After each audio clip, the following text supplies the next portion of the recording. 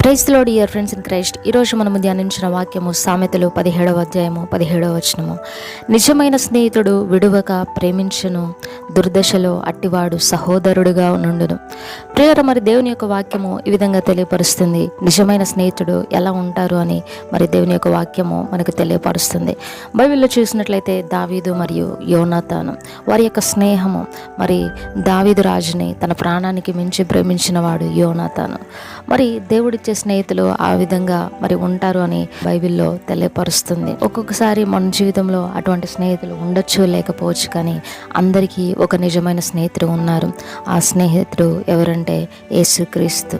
మరి యేసు ప్రభు మన జీవితంలో శాశ్వతమైన స్నేహితుడు.